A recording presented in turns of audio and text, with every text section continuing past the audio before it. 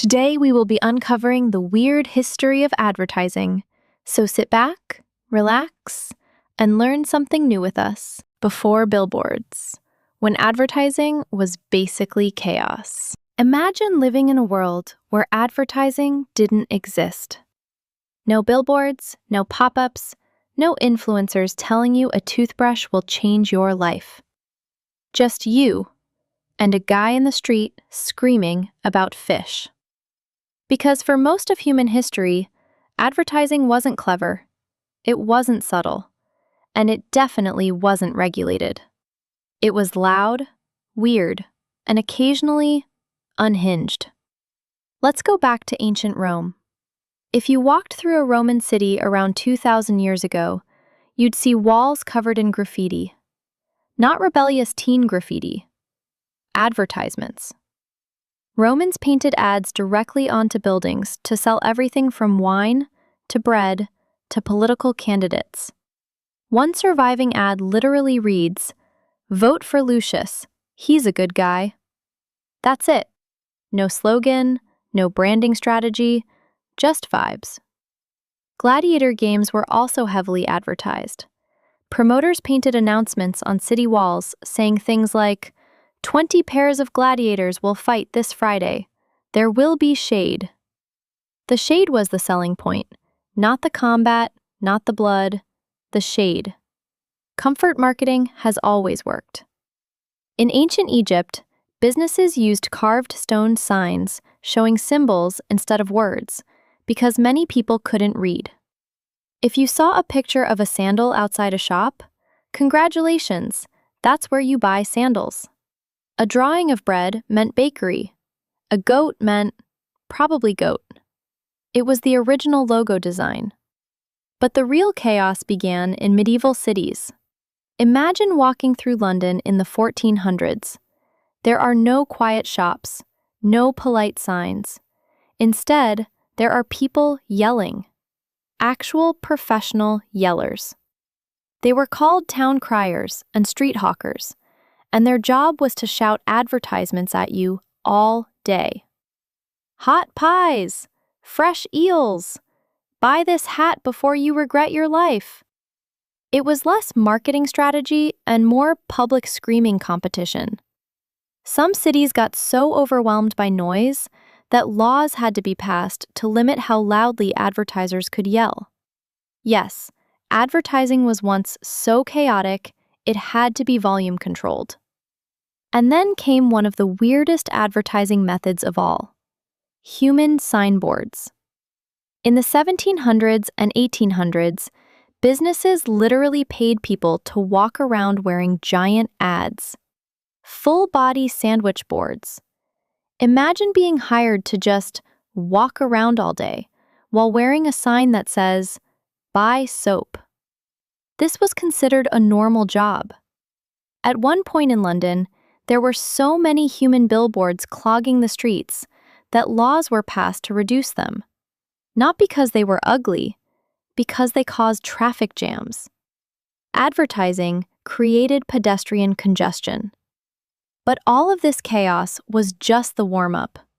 Because in the late 1800s and early 1900s, advertising stopped being loud and started being weird.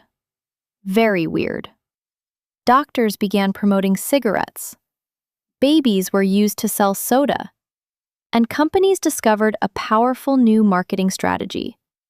Make absolutely wild claims and hope nobody checks. Welcome to the golden age of bizarre advertising. And trust me, it gets so much stranger from here. Doctors recommended it when ads promised miracles. By the early 1900s, advertising had evolved.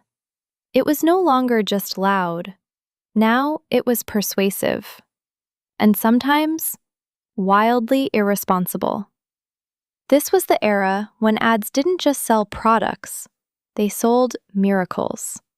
Let's start with one of the most shocking examples: cigarettes.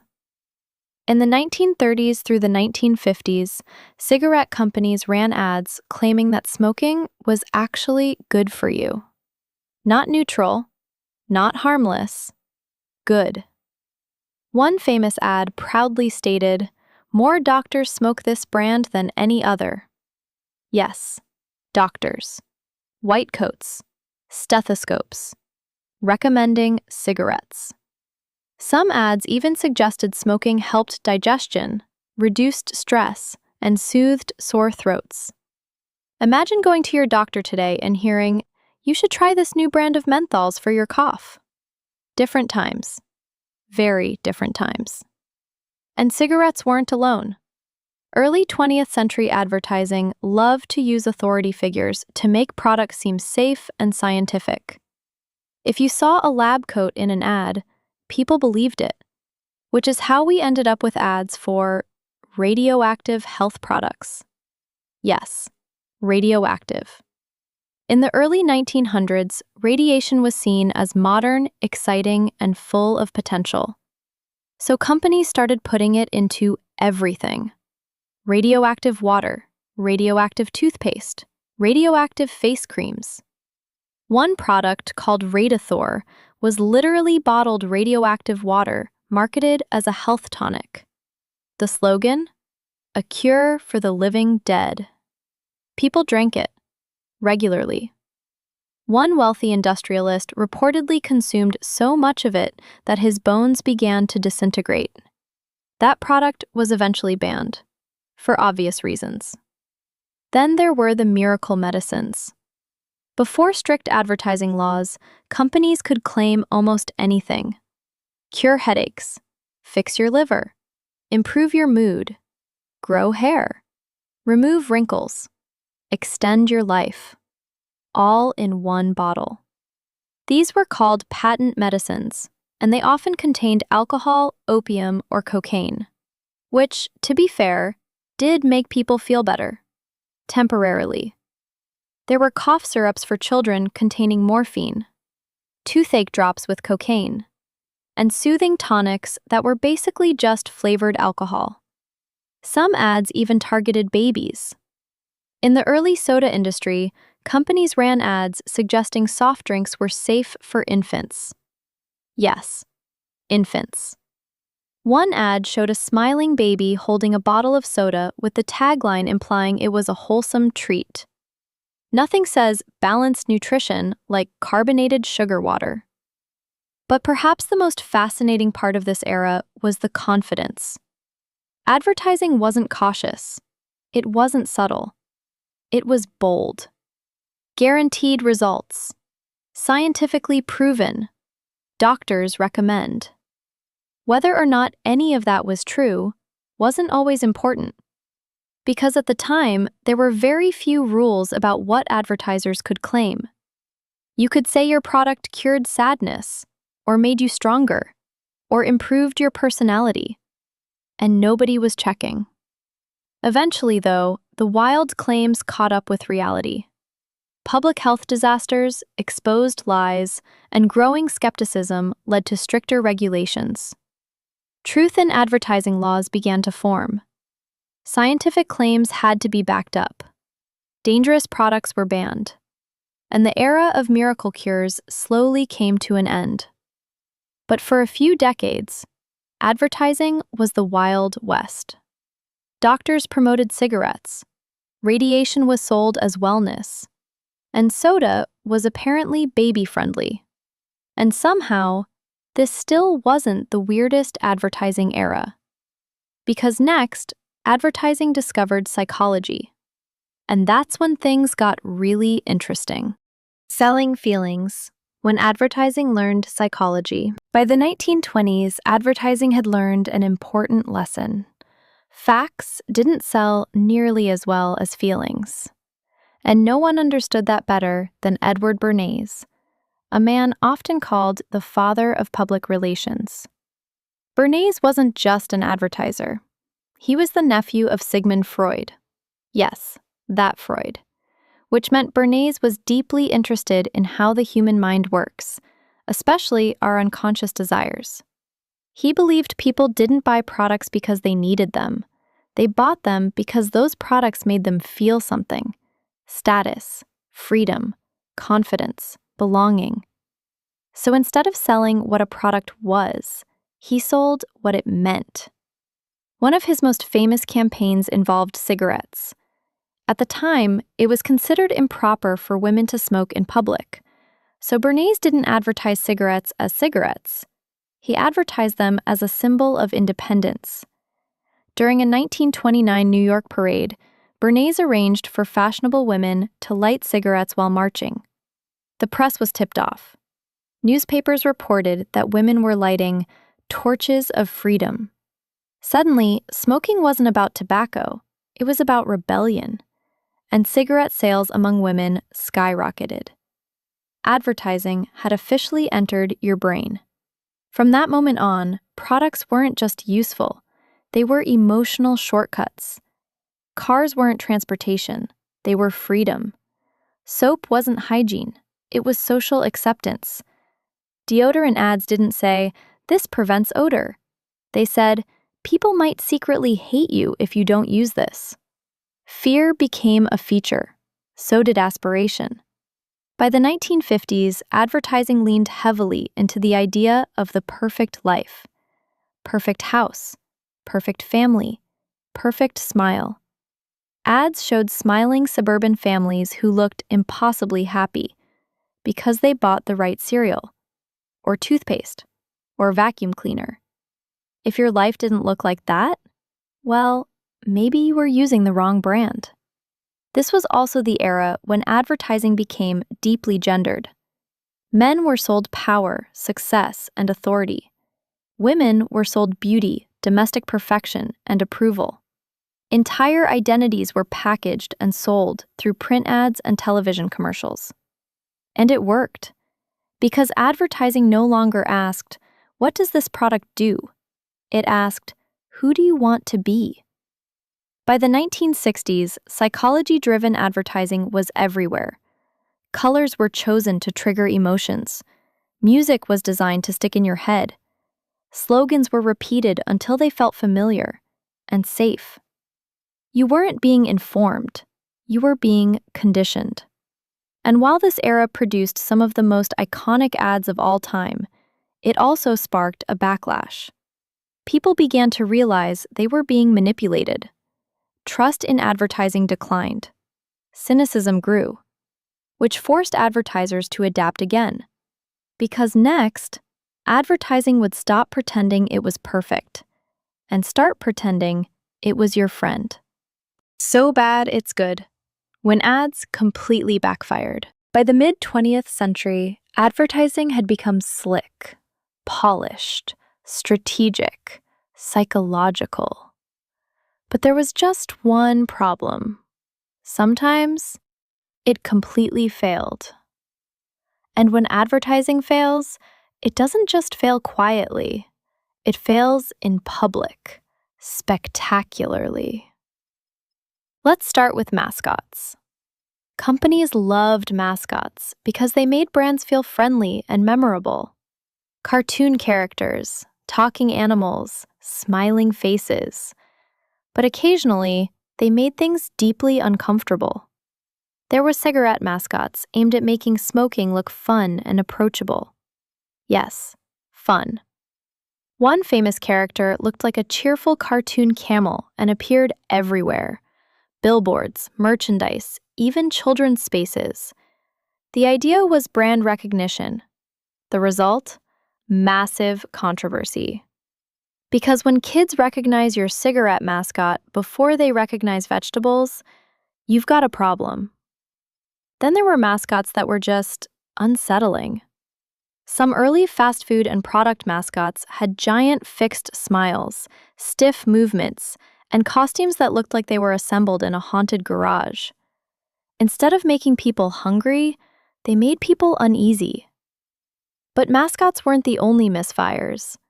Some ads tried to be funny and landed somewhere closer to confusing.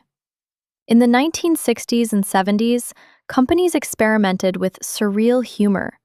Strange visuals, odd slogans, random non sequitur jokes. The hope was that weirdness would make ads memorable. And it did. Just not always in the right way. Then came the ads that aged very badly. What was once considered normal advertising later became shocking, offensive, or completely out of touch. Old ads sometimes featured messaging that modern audiences would find uncomfortable or bizarre. Gender roles exaggerated to extremes. Over-the-top authority figures. Slogans that today would raise a lot of eyebrows. At the time, they were standard. Now, they're cautionary tales. And then there are the ads that simply didn't make sense. Products marketed with slogans that confused people. Commercials that left viewers asking, wait, what was that for? When an ad becomes more memorable than the product itself, but nobody remembers what the product was, that's not a win. That's chaos. Perhaps the biggest lesson advertisers learned during this era was this: attention isn't always good. Being memorable isn't always positive. And sometimes the weirdest ads are remembered forever. Not because they worked, but because they didn't. And yet, even after decades of strange mascots, confusing slogans, and public backlash, advertising was about to get even stranger. Because the next era didn't just sell products, it sold lifestyles and identities. And eventually, it started selling directly to you, personally. The ad that knows you. When advertising got personal. For most of history, advertising shouted at everyone. A billboard didn't know who you were. A newspaper ad didn't know what you liked. A TV commercial didn't know what you bought yesterday at 11:42 p.m. But the internet changed everything, because now, advertising knows you. Not in a dramatic sci-fi villain way, in a quiet, data-driven, slightly unsettling way. At first, online ads were simple banner images on websites. They were easy to ignore, easy to close, easy to forget. But then companies realized something powerful. If you track what people click, what they search, what they watch, what they linger on, you can predict what they might want next. Suddenly, ads weren't random, they were personalized. Search for hiking boots once, and suddenly every website shows you hiking boots.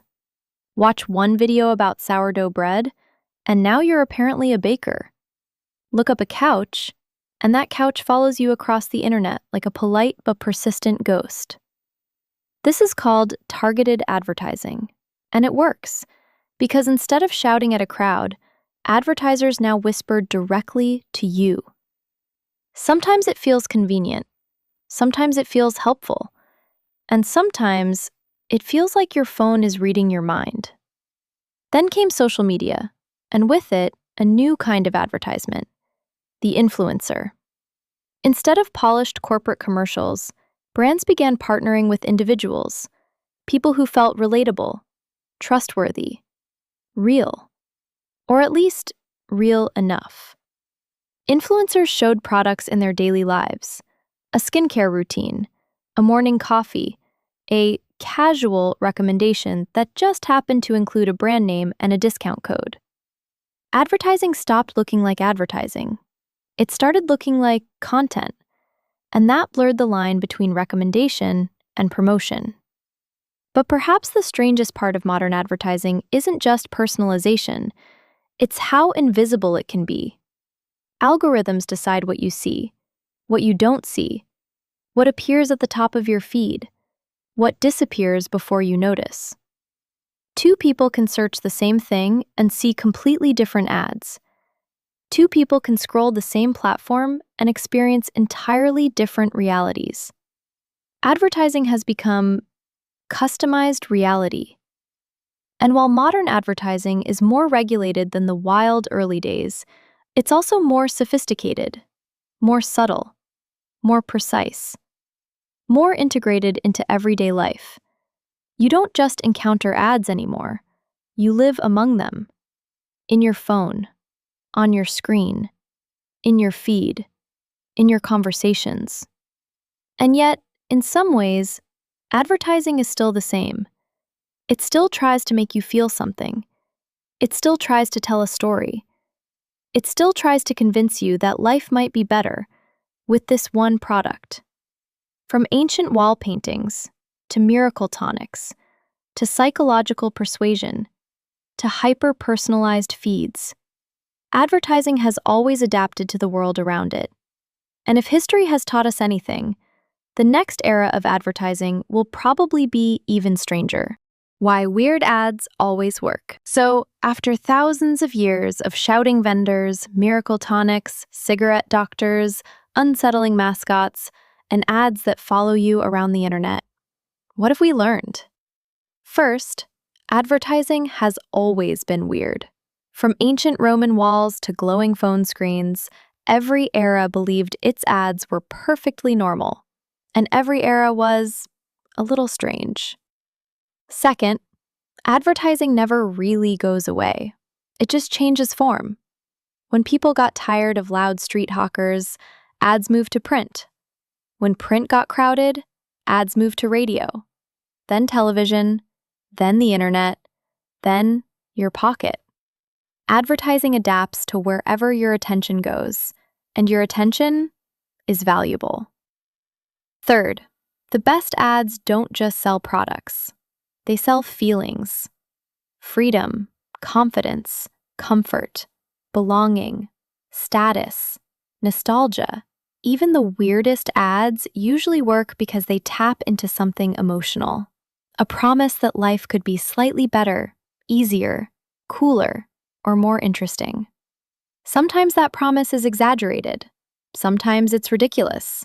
Sometimes it involves radioactive toothpaste. But the goal has always been the same. Get your attention. Make you feel something. Stay in your memory. And honestly, the weird ones are often the most memorable, because nobody remembers a normal ad, but everyone remembers the strange ones, the ones that made you laugh, or cringe, or wonder, who approved this? Advertising is like a time capsule of human culture. What we value, what we fear, what we aspire to be. Every bizarre slogan and awkward commercial says something about the era that created it. So the next time you see an ad that feels a little odd, remember, future historians might look at it and say, wow, people thought that was normal. Because someday, the ads we see today will look just as strange as the ones from the past. And if history is any guide, the next generation of advertising will be even weirder, probably more personalized, more immersive, maybe even interactive in ways we can't fully imagine yet. But one thing is certain, as long as there are things to sell, there will be strange ways to sell them. And honestly, we wouldn't have it any other way. Thanks for watching Weird History of Advertising. If you enjoyed this deep dive into history's strangest marketing moments, make sure to subscribe for more episodes in our Weird History of series. Because history is full of strange stories, and we're just getting started.